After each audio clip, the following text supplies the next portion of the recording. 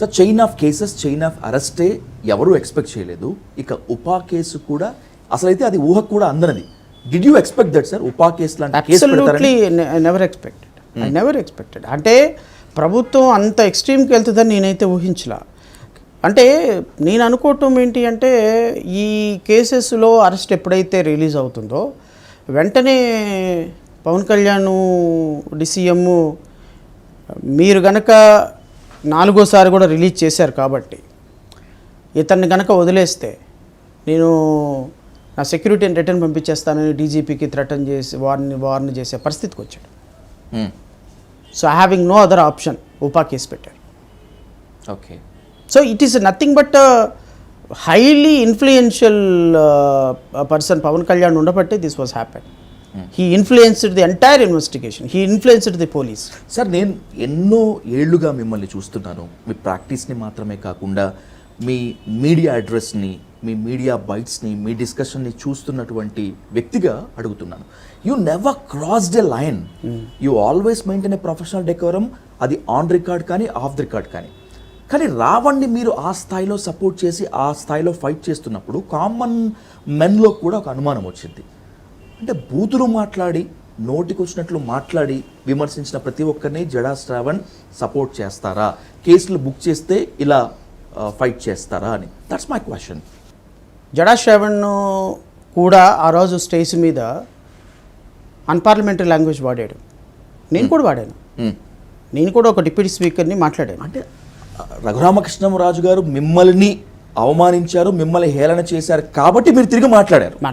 Is that right? మీరు మాట్లాడిన మాట వాస్తవమే, యూ అడ్మిటెడ్. బట్ హీ దానికి ముందు ప్రొవోక్ చేశారు కదా ఆయన. ట్రూ. అయితే రావణ విషయంలో నేనేమంటానంటే ఆయనకి ఫస్ట్ ఆఫ్ ఆల్ రావణ్ తిట్టిన అతను దాస్, అతని పేరైతే ఉంది. అవును సార్. అతనికి ఏదో మొత్తానికి ఇంతకుముందు జరిగినట్టుంది. ఇప్పుడు కేసు పెట్టింది ఆయన్ని తిట్టినందుకు కదా, పవన్ కళ్యాణ్ని అవమానకరంగా మాట్లాడాడు అన్న విషయంలో రావణ మీద కేసు పెట్టారు. నేను ఎంటైర్ ఆ స్టేజ్ మీద నేనున్నా. బహుశా మీరు లేకపోయినా ఆ స్టేజ్ మీద ఆ రావణ్ ఏం మాట్లాడాడో మీరు వినుంటారు. రావణ్ మాట్లాడిన దాంట్లో ఎక్కడ వల్గారిటీ ఉందో నాకు ఒక మాట మీరు చెప్పండి.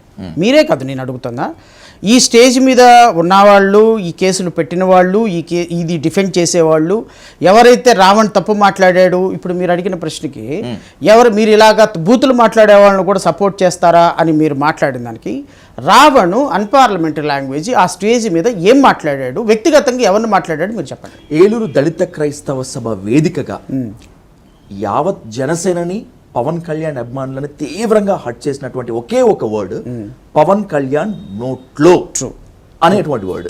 ట్రూ. నేను దానికి వస్తా. నేను దీనికి ఎక్స్ప్లెనేషన్ ఇవ్వను, రావణే ఎక్స్ప్లెనేషన్ ఇచ్చాడు. ఎక్కడ ఇచ్చాడు? బిఫోర్ పిఠాపురం జడ్జి దగ్గర ఇచ్చాడు. ఓకే.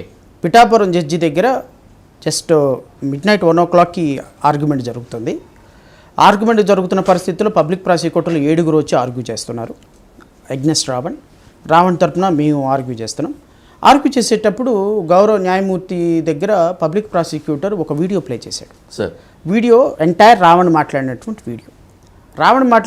వీడియో ప్లే చేసి ఇంత సీరియస్గా ఇతను కామెంట్స్ పాస్ చేశాడు. మేడం ఒకసారి మీరు ఇతను మాట్లాడింది వినండి అంటే మెజిస్ట్రేట్ గారు కూడా ప్లే చేయండి అని అడిగారు. ట్యాబ్లో తీసుకొచ్చి ప్లే చేశారు. ప్లే చేసిన తర్వాత ఒకే అబ్జెక్షనబుల్ వర్డ్ ఏంటంటే పవన్ కళ్యాణ్ నోట్లో. నెక్స్ట్ వర్డ్ అసంపూర్తిగా ఉంది sir. So judge she look at Ravan, ఎలా చూసింది.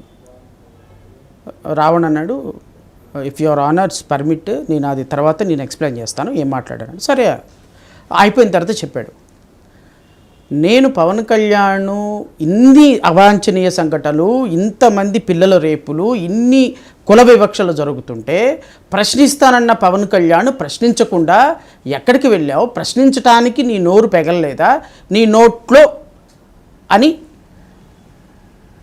ఆ వర్డ్ అసంపూర్తిగా వదిలేసా. I refrained myself, I never used a word, I never completed the word, I did not completed the word, I just refrain myself. నీ అన్న పదం రాలా, next ఆ పదం ఏంటో నీకు తెలీదు,